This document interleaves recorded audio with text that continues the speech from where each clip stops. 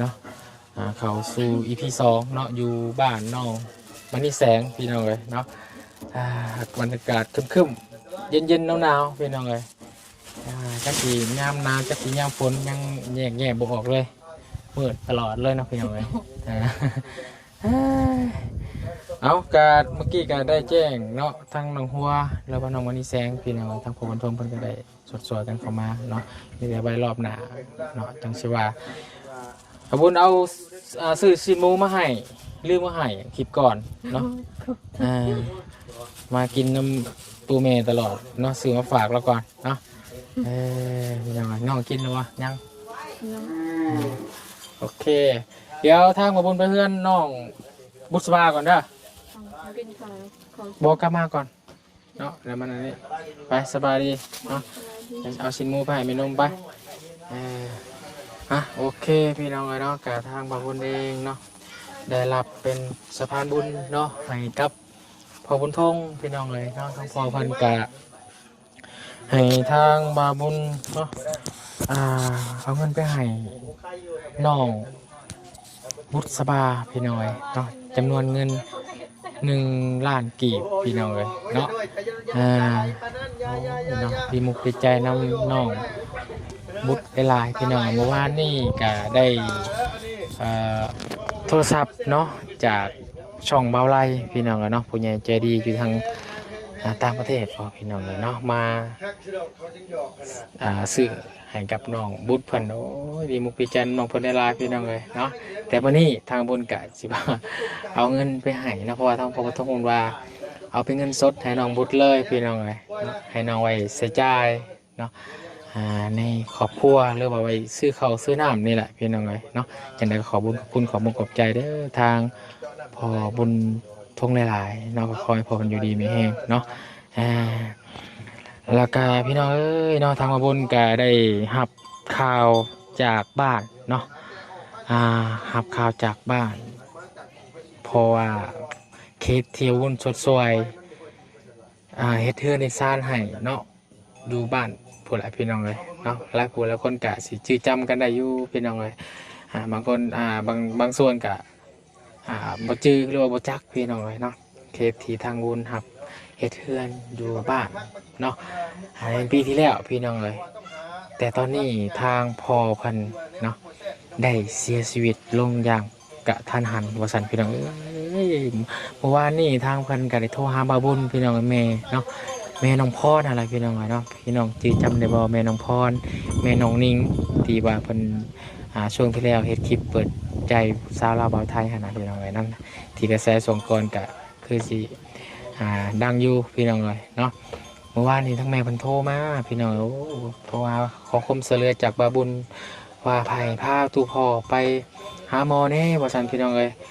พอลีโอนก็โอ้แม่เอ้ยเฮาอยู่พี่อยู่เซโปนพี่น้องอย่างเมืองบ่ทันแน่ว่าซั่นมีแต่ว่าบาบุญก็เลยสิหารถติดต่อรถให้เนาะแต่ก็ทางแม่เพิ่นก็ได้รถก่อนแล้วเพราะว่าอยู่ข้างๆแถวเฮือนเพิ่นก็มีรถ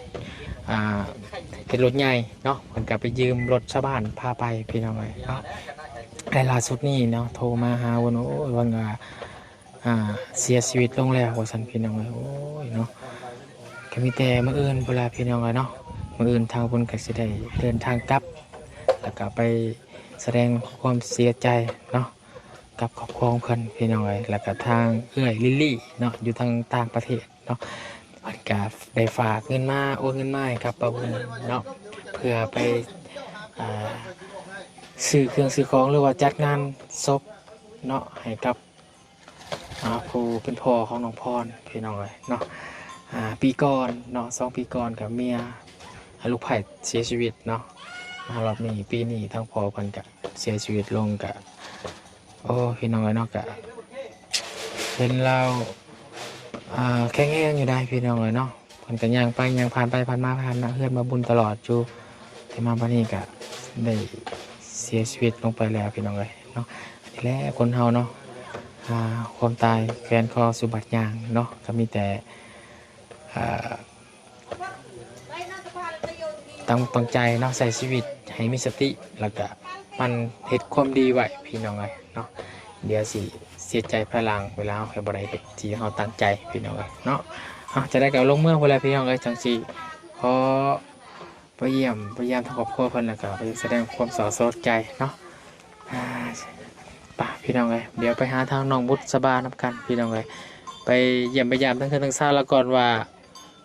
ไปเจอได้แน่อยู่ดีไม่แห้งบ่พี่น้องเอ้ยครอบครัวเพิ่นเนาะไป่ะโอ้ยหอบพอมายังมานี่นะน้องบุษหอบคกหอบสากเอามาได้ใช้นี่เอามาส่งน้องวัวบ่ระวังเด้อ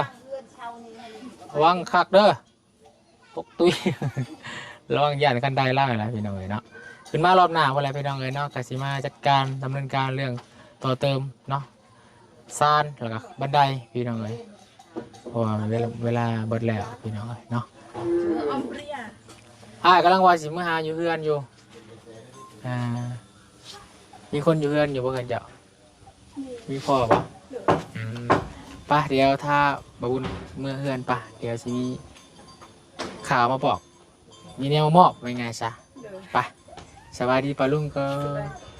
ป่ะพาบุญยางเมื่อนะมาเยี่ยมยามทั้งทุกพ่อกันพี่น้องเลยป่ะพี่น้องเลยเดินทางไปทำการเพื่อน้องวัวครับน้องบดอีกอะห่างไกลกันเติบอยู่พี่น้องเลยทางเพื่อน้องบดคนนี้ติดแคมเซ่แคมเซน้องโบ๊ทติดไม้หน่อยฟังเสียงหน่อยพี่น้องเลยเนาะไปได้ใส่โทรศัพท์มือที่ซองมาบ่เนี่ยโดยตั้งเฟซเรียบร้อยแล้วบ่โดยไพ่ตั้งให้อายโดยใส่โทรศัพท์โอเคอยู่บ่โดยเพราะว่าน้องเพิ่นบ่ได้ใช้โทรศัพท์ตั้งแต่น้อยแล้วพี่น้องเอ้ยเนาะเกิดมาบ่เคยมีโทรศัพท์นำหมู่จังได๋ก็ดีใจนำหลายๆเด้อโดยแต่ก็ใส่ให้มีเป็นประโยชน์เนาะอยากคู่หยังอยากเห็นหยังก็เสิร์ชเข้าไปเลยโดยใน YouTube อยากเบิ่งช่องอ้ายก็พิมพ์เข้าไปเลยเห็นแล้วบ่ช่องอ้ายฮู้ฮะฮู้อยู่พิมพ์แล้วเข้าไปเบิ่งตัวเองอยู่บ่โดยพี่น้องเอ้ยเนาะก็ดีใจนำเพิ่นหลายๆก็เห็นน้องเพิ่นก็เป็นใต้ต้นเนาะทางครอบครัวก็ลำบากพี่น้องเลยเนาะไปทางไหนน้องบุตรชื่อไปเลยบ่โดยบ้านเพิ่นนี่งัวหลายเลยพี่เนาะบุตรเนาะโดยเกือบทุกหลังคาเฮือนผมไปจักเนาะเฮืองัวนี่เนาะโดยพี่น้องทางก็จะเปื่อนนะทางบรรยากาศอยู่ในหมู่บ้านเนาะของน้องบุตรน้องว่ากินข้าวแล้วป่ะน้องกินแล้วได้ยังกินไหมกินหน่อไม้หน่อไม้ไม่ใช้ไปหาป่ะโดย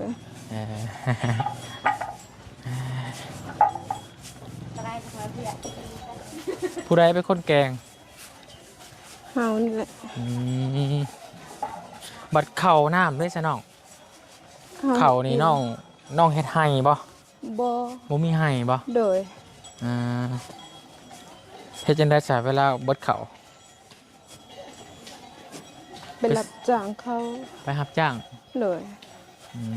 รับจ้างมาล่ะมาซื้อเขาป้องเขาโลนี่ป่ะเลยเธอหนึ่งซื้อจักโลเหลือแต่เงินแล้วเนาะเลยนี่จะได้ก็ซื้อเท่านั้นเนาะเลยซื้ออยู่ในบ้านห้องนี่ป่ะเลยคนขายโลเท่าไรฮะเนาะเรา15,000โล1,15,000เลย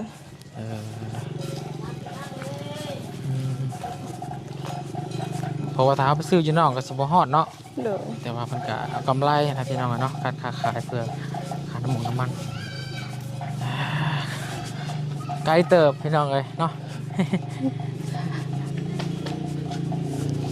ฝนตกใส่เฮือนหมุนหัวปะโทบ่หัว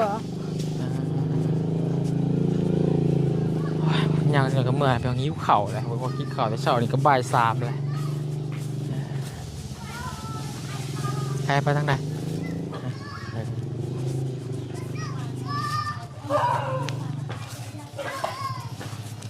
ไปหับจ้าง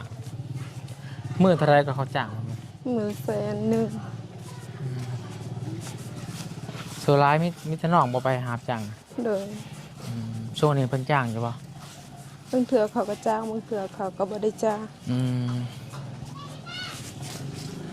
นี่พี่น้อง หมออันเธอไปตานเธอคือ มาหอดเฮือนแล้ว หมออัน โอ้พี่หลาก็เล่นผู้เดียวอยู่อู่สบายดีล่ะซื้อยังก่อเจ้าลืมแหละบอน้องบด คืออ้อย น้องออย เลย มาพี่ลูกขึ้นมาเฮือนน้ำเอื่อยไว้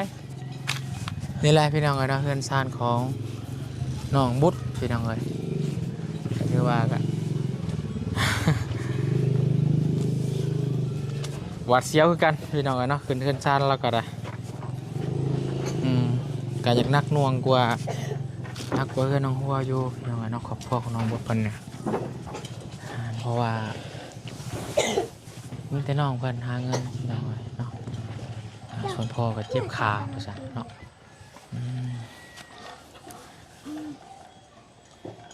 ดินของน้องเพิ่นก็มีแต่ซ้ำในเฮือนนี่แหละพี่น้องเนาะมีแต่เขตเฮือนนี่เท่านั้นน้องนั่นบ่แม่นดินเพิ่นว่าถือว่าชีวิตน้องเพิ่นก็ประทับอยู่พี่น้องได้ต้นอยู่เนาะก็ดีใจในมื้อนี้ทางบุญก็จะมามอบเพิ่นให้เพิ่นยังบ่ได้ฮู้ได้พี่น้องเอ้ย อึ๊บโอ้ยใส่ตู้พ่อไปทางใดซะ เราไปนี่ เราบ่ค่อยแข็งแรงปานใดเนาะพ่อจ้ะเนาะ เลย เราย่างเจ็บแบบเจ็บขาแม่นบ่ เลย น้องอ้อยเป็นยังคืออายยังบ่ทราบว่าเป็นหวัดฮะกินข้าวแล้วบ่มื้อนี้ฮะจะโดยแล้วบ่ฮะ อะไรคะ จ้าแล้วอ๋อนี่เอาไปตังเนาะเพื่อหมอยพ้นหัวลงมาพี่น้องเอ้ยเวลาฝนตกหนักนี่ไผตังมันจะบ่โต้นบ่น้ำมันอยู่หั่นบ่เนาะอย่ามันขาดปวดลงมาเลยพี่น้องเนาะหักแต่ละคืนนี่น้องไปนอนเฮือนหมู่มันบ่ เลย เป็นเฮือนพี่น้องบ่ โบเป็นสวรรค์ ไปนอนในหัว เลย อ๋อกลางคืนน่ะไปนอนในหัวอันแล้วก็ไปนอนกับเพิ่นก็เฮาก็เวลามีงานหยังก็ซอยเพิ่นเด้อ เลย เอาไปนอนเรียนว่าเฮาก็ซอยเวียกเพิ่นก็ดีกว่าหั่นน่ะเนาะ เลย เพิ่นเวลาเฮาไปอยู่ไปนอนเพิ่นก็โอเคนะว่าเฮ็ดให้กับน้องหัวก็มีหมู่แน่ส่วนหลักบ่ได้ไปทางใดน้องบุตรก็มีแต่ไปเล่นกับน้องหัวเฮ็ดทันทีนี่เวลาไปหาหน่อไม้ก็ไปนำกันเนาะ เลย หาหน่อไม้หาผักไปนำไงมาวันนี้น่ะทางบาบุญมีแนวมาให้เด้อ เลย ฮู้แล้วบ่ว่าเป็นหยัง โม เมื่อวานนี่ก็ได้รับโทรศัพท์พี่น้องเอ้ยกัดน้ำตาจนบ่อยู่เนาะ เลย ดีใจสุดๆเลยแม่นบ่ เลย เคยคิดอยู่บ่ว่าตัวเองสิได้ เค เค ย ยฮะเคยคิดอยู่บ่ว่าตัวเองสิได้โทรศัพท์ บุเคย บางคนก็บ่คิดคือกันพี่น้องเนาะว่าน้องเพิ่นสิได้หั่นน่ะสุดท้ายก็เป็นทางบ่ไล่เพิ่นเนาะ เลย มามอบให้พี่น้องเนาะเป็นรุ่น Samsung บ่ เลย เนาะผัดเฮือนนี่ไผนอนแหน่เฮือนหลังนี่ มีแต่พ่อกับน้องนอนสองคนลาว พอกับน้องนี่ เลย จะเวลาน้ำเช้าหรือว่าจะมาแรงมา1ข้าวเนาะ เลย 1ข้าวแต่งอยู่แต่งกินให้กับผู้เป็นพ่อและน้องเห็นแรกๆก็ยังไออยู่น้องตอนปัจจุบันก็ยังไออยู่น้องหลาเหมือนกันล่ะได้บ่5 ปีประมาณบ่ ได้แล้วได้แล้วประมาณ5 ปี6 ปีนะ อืม แต่คนน้อย น้อยน้องคนไก่อาศัยต้องไปนอนเทือนน้องหัวพี่น้องแล้วพออยู่นี่พี่น้องเห็นนั่นแหละเนาะจักสินอนชายพี่น้องกับน้องเป็นสาวแหละเข่านี่ไปซื้อเข่าเป็นเข่าเปลือกกับซื้อเข่าเจ้ากับซื้อบ่ บ่นี่ไปหุดเขาหน้าเศร้าแล้วเขาให้กระสอบหนึง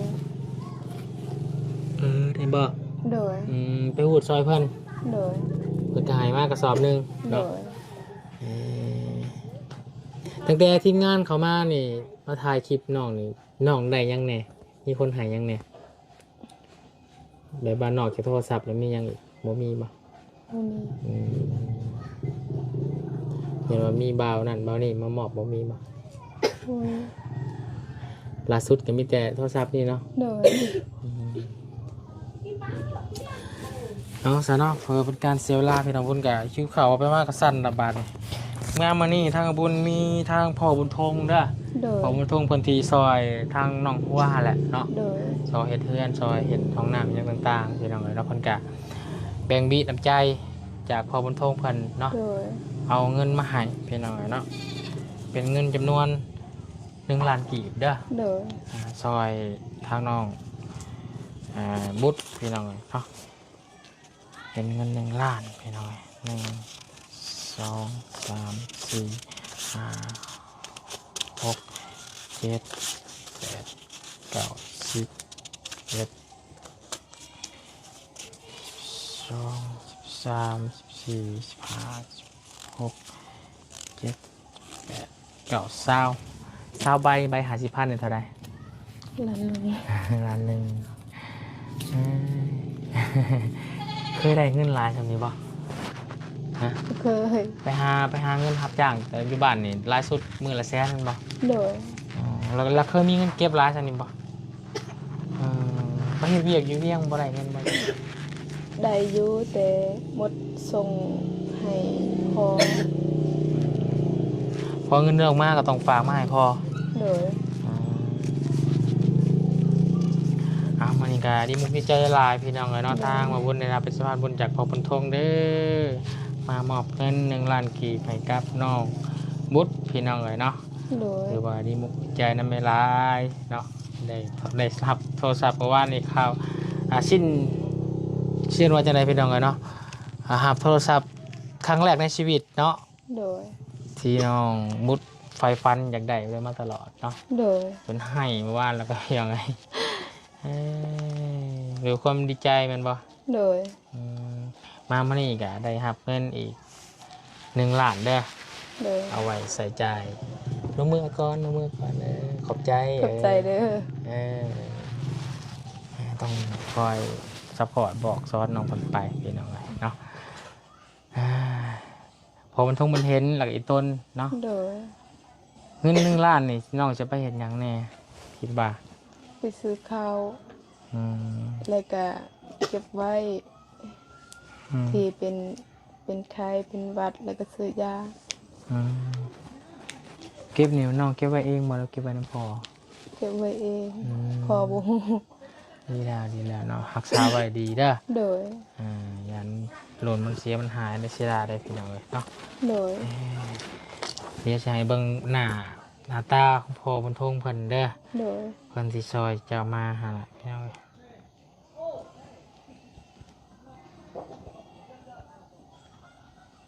ทำงานกันซะเนาะ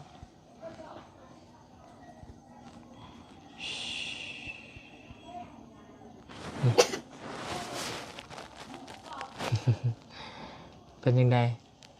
เจ้าว่าเพิ่นอายุจักปี บ่ ซ้ำบ่พอเจ้า พอค่อยเท่าคอบ พอ